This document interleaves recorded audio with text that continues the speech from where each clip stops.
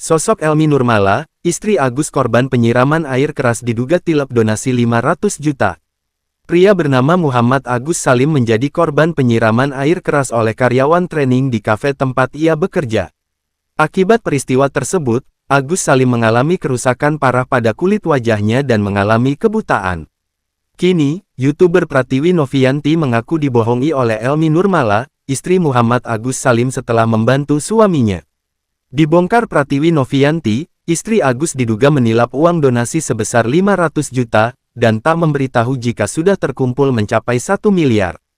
Mirisnya meski sudah mendapatkan uang tersebut, Elmi Nurmala justru masih menggunakan BPJS untuk biaya berobat suaminya. Ia menyayangkan sikap istri Agus yang justru tidak jujur terkait dana donasi untuk suaminya.